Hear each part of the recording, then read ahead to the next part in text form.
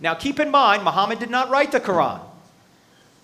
It was gathered after he died, and it was put together by the third Caliph Uthman in 650 AD.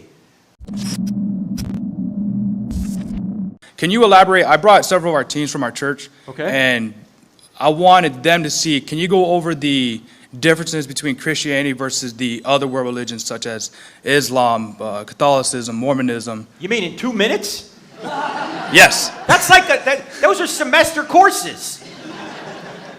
We'll try to.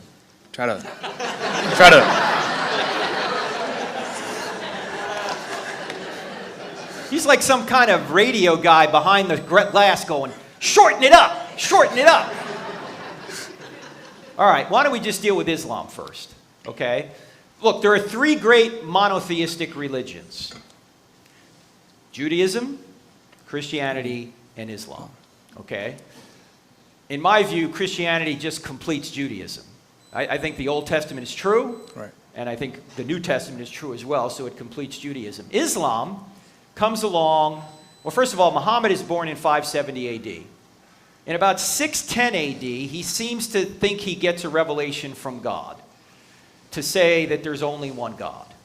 And he goes to Mecca in 622, and he tries to say, in a town that had a lot of idols, because people would go to Mecca and worship these deities, he tried to go in there and say, look, there's just one God. Allah is his name. And so they threw him out. He goes up to Medina, he begins to raid Meccan caravans, and in 630 he takes Mecca by force, but he doesn't have much resistance. He dies 2 years later, probably poisoned by somebody in 632. By 638, his followers have already taken over the Holy Land, and by 732, they've streamed across northern Africa, across the Straits of Gibraltar, into Spain, and were stopped in Tours, France by Charles Martel, Charles the Hammer, that's what his name means, Martel. And he pushed them back, and eventually the Muslims retreated back over the Straits of Gibraltar, and to this day, northern Africa is largely, predominantly Muslim.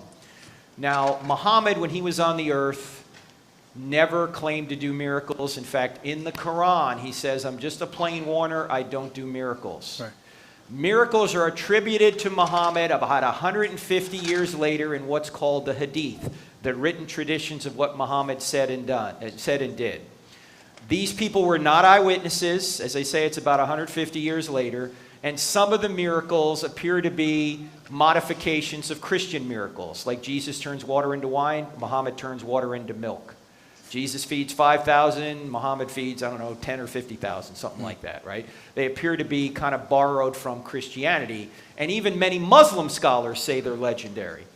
So, I don't think there's any supernatural confirmation that Muhammad was a prophet, okay? And the miracles attributed to him were attributed much later.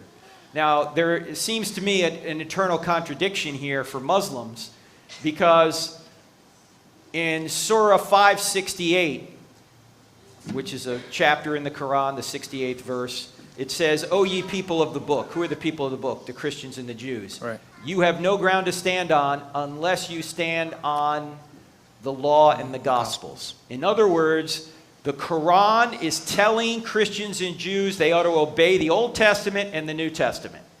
The problem is, if you obey the Old Testament and the New Testament, it contradicts with the Quran. Because in Surah 4, verse 157, it says that Jesus never died. He was taken straight to heaven, so he couldn't have resurrected from the dead, because God would never kill a prophet, according to the Quran.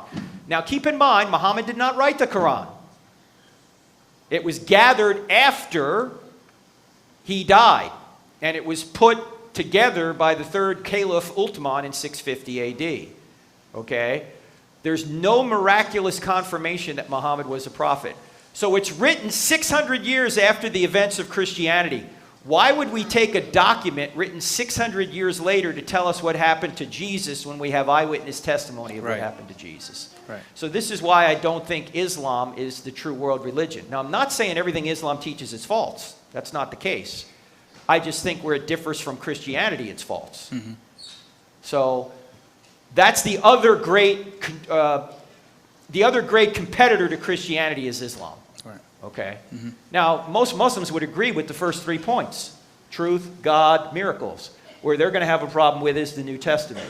So that's where Christians and Muslims separate with regard, one place they separate with regard to what happened to Jesus.